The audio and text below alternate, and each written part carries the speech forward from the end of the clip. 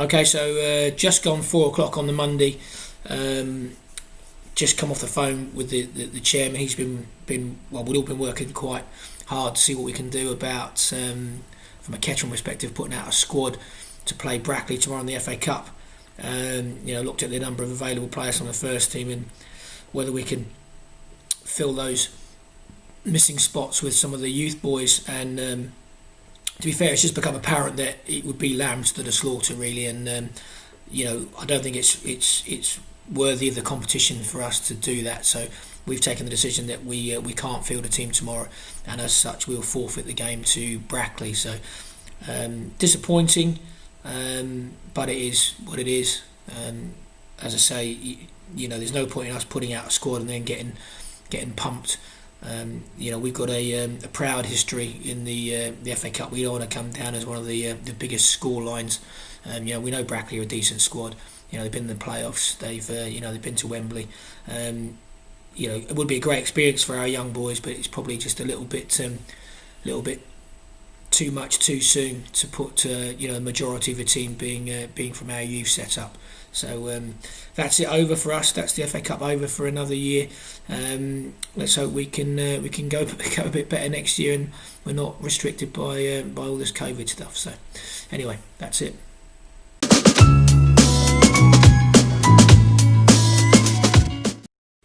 Okay, so I had a catch up with Frankie Fry today, and I thought I would record that.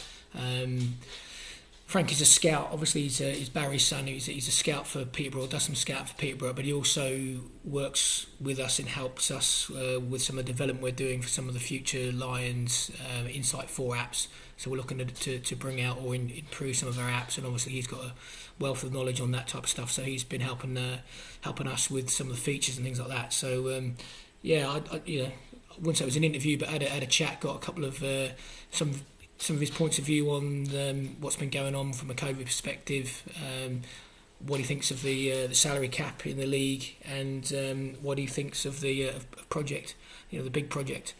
Here's what he had to say. Hey Frankie, you all right? I'm all right, Rich. I'm all right. Smart, mate. For those people that don't know, Frankie is the son of the legend that is Barry Fry. I guess the first thing really is, was football destined for you? Was it, that was it? You were going to be involved in football. That was a preset path, or did you find your own way to it?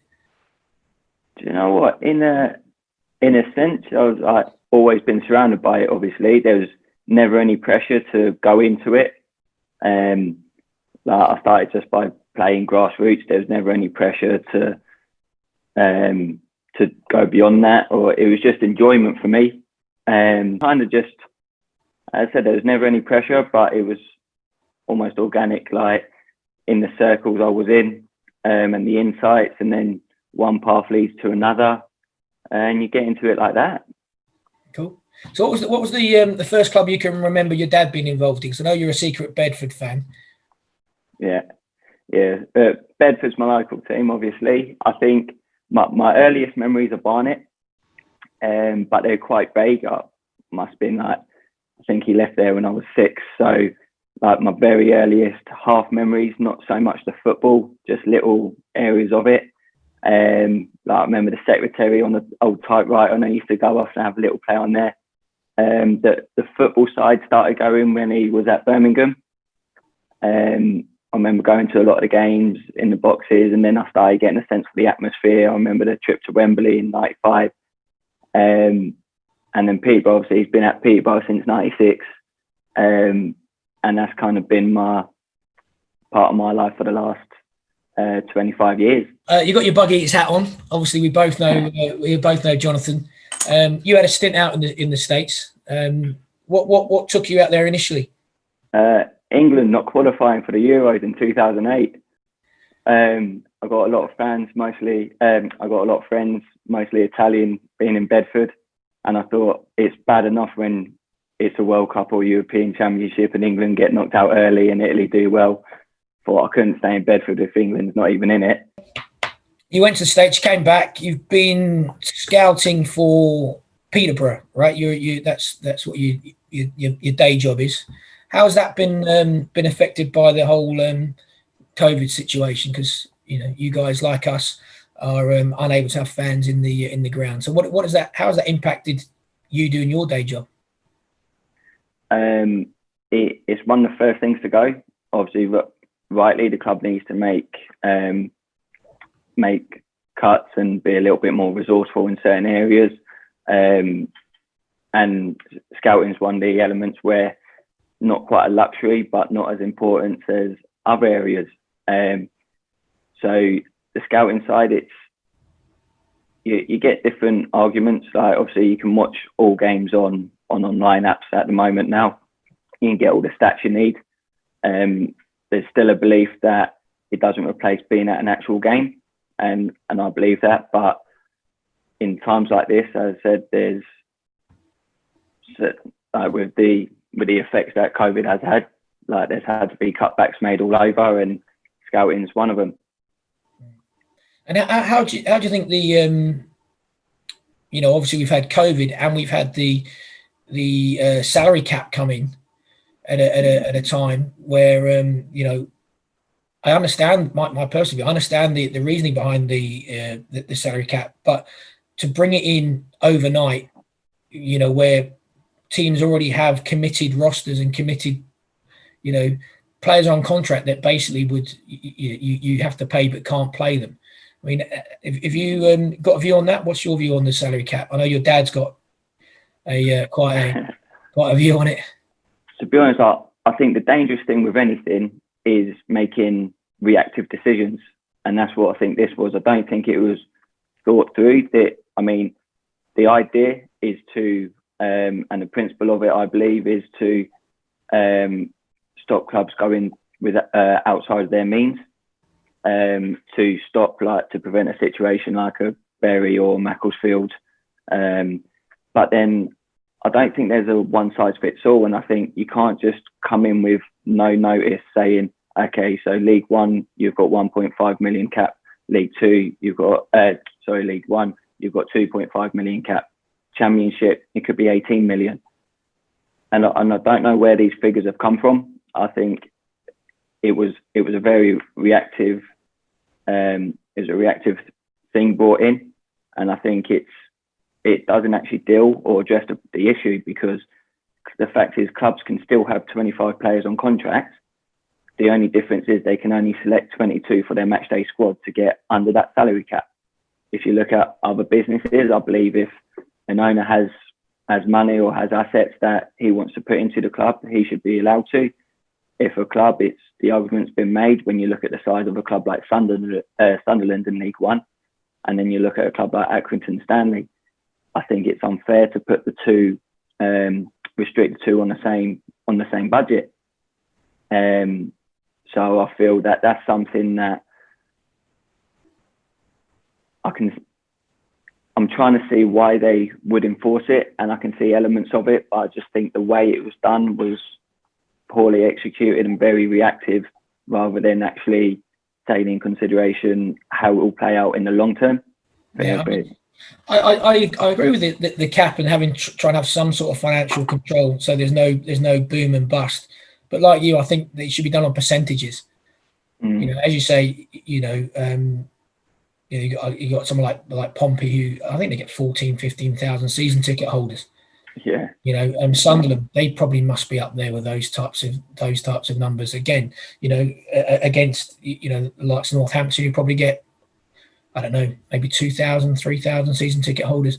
So it isn't a level playing field, and if I'm a Sunderland fan or a Portsmouth fan, I want to be back in the Premier League. I want my owner to be, using every opportunity he has to go and get the best players, and a wage cap's gonna restrict that.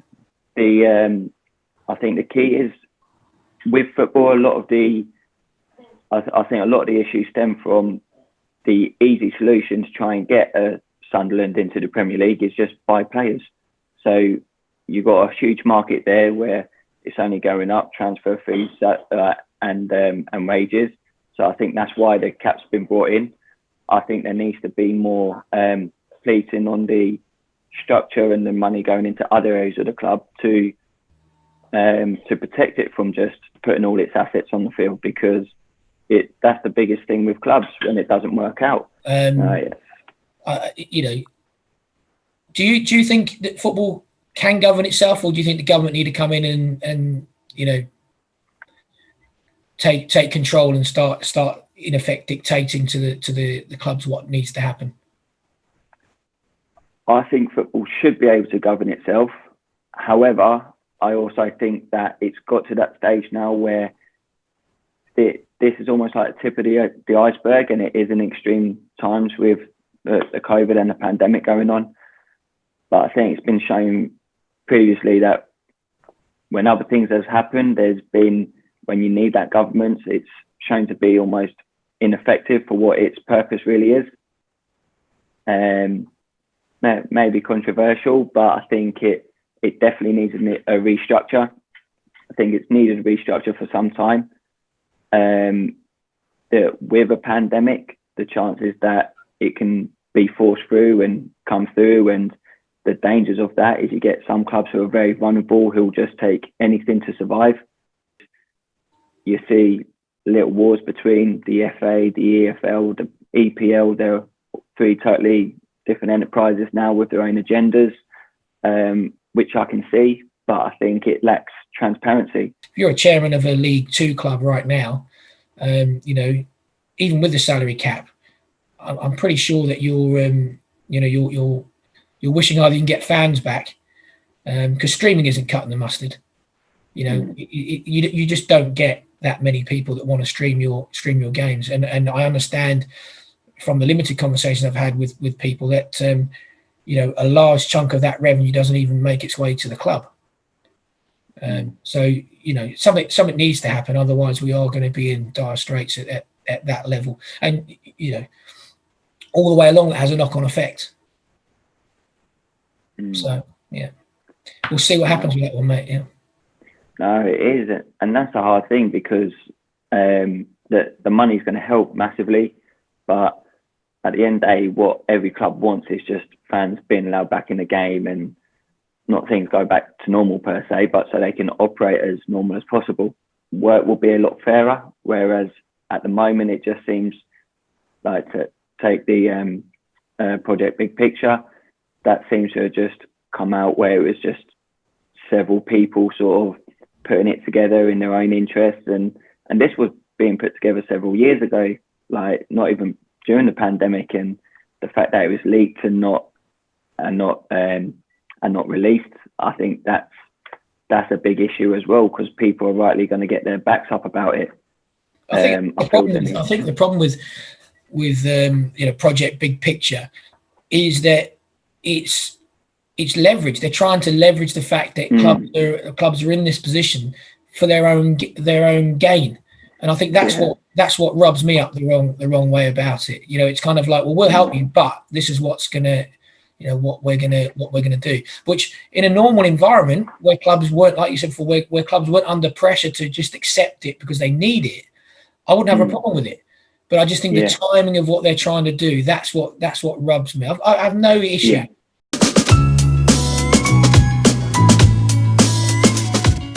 Okay, so might be a bit controversial. Had it cleared by the chairman.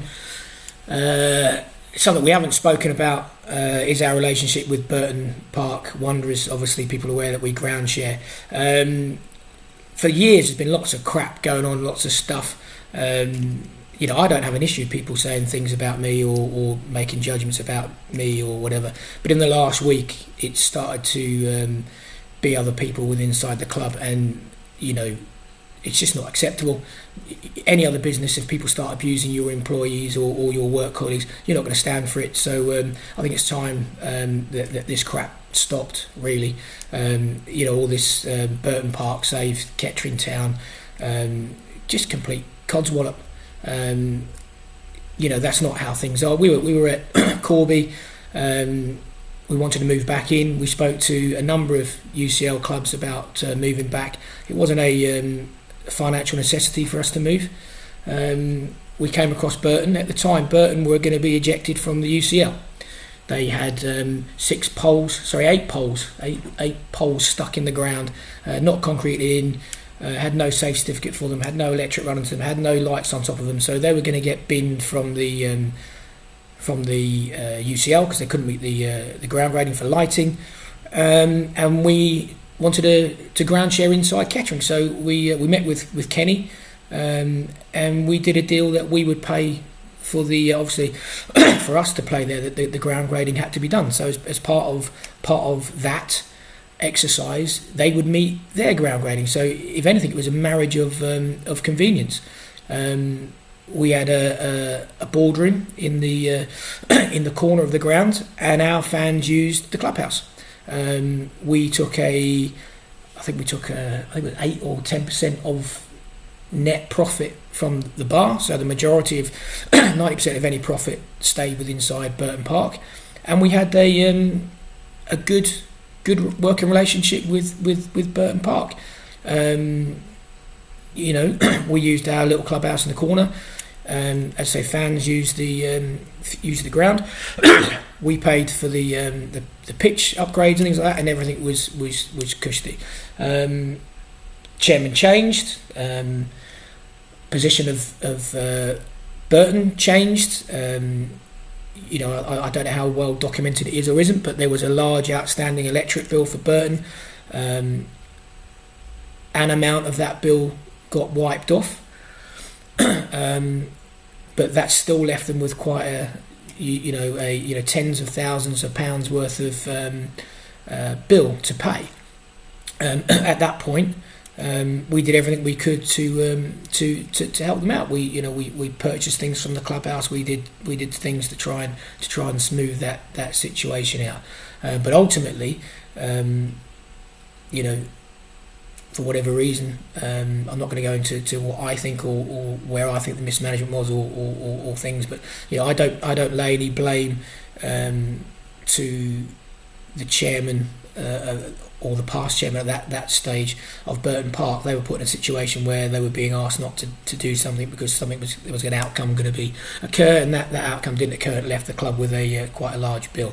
That also led the club to being evicted from the ground. So Kettering Town, it wasn't that their lease expired or we did anything underhanded. For a number of years, they hadn't paid, or let me put that in the correct terms. The head leaseholder had not paid the landowner. Whether or not Burton Park had been paying their proportion of that or whatever, it's down to them to come and comment. And I'm sure once this video goes out, there'll be lots of comment. So they were evicted from the site. The landowner came and repossessed the site, which gave us the opportunity to lease it. None of that, their electric bill, their issue with the fact they didn't have lights when we first arrived, the fact that they hadn't paid or rent hadn't been paid to the landowner for, you're talking of over 5 years. None of that's got anything to do with Kettering Town. All these things were occurring before Kettering Town even arrived. So, all these people saying, "Oh, we should do this and we should do that."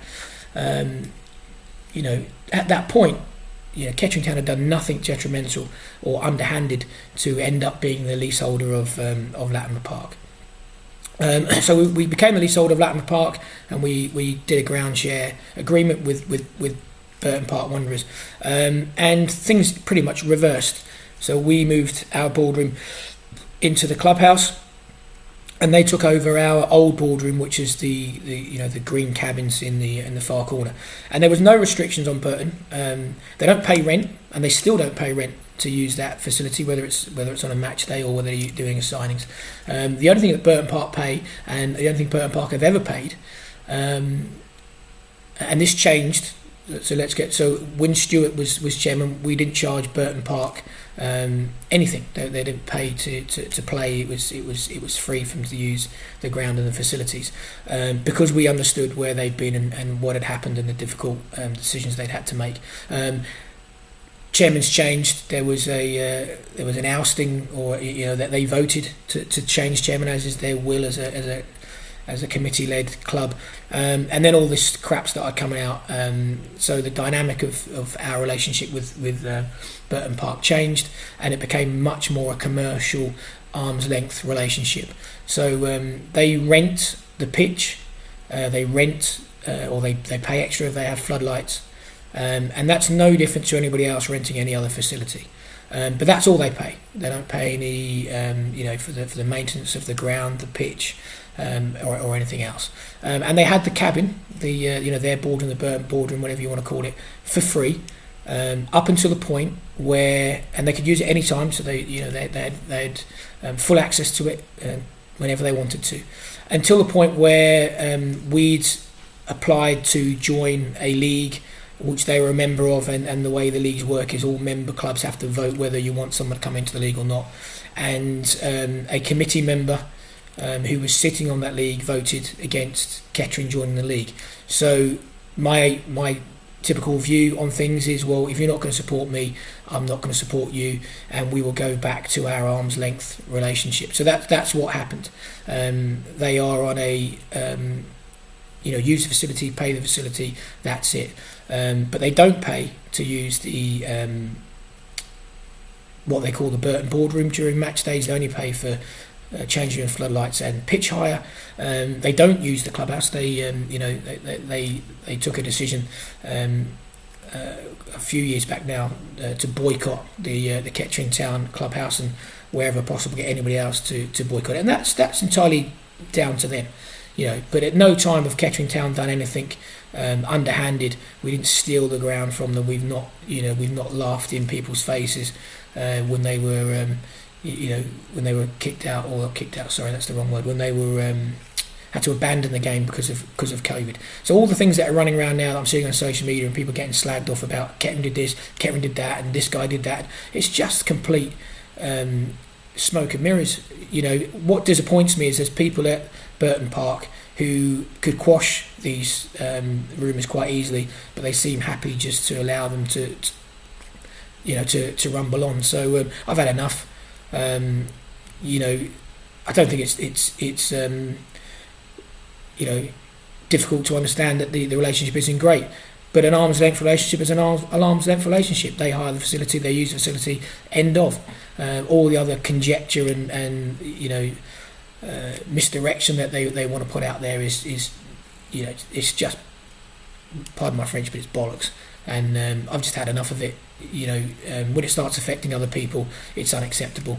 And if people want to have conversations about it, more than happy to have a conversation about it. Facts are facts.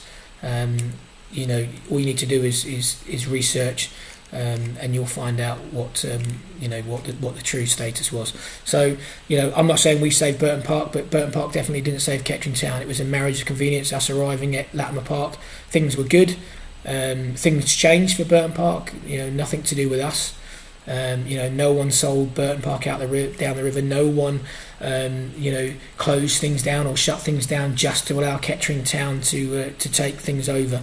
Those things that happened were outside the power of people that were in charge of the club at the time. If someone comes along and decides they're going to, try and close you down for unpaid electric bills, or someone comes along and says, we're evicting you from the site and we're in effect dissolving your lease because you haven't paid rent, that's got nothing to do with Kettering Town, and in some instances nothing to do with the people that were in charge at Burton Park during that time. And I feel for them, because some of them are getting slagged off for making decisions, and I challenge anybody that was sitting there at the time to have done anything different than what those guys had done.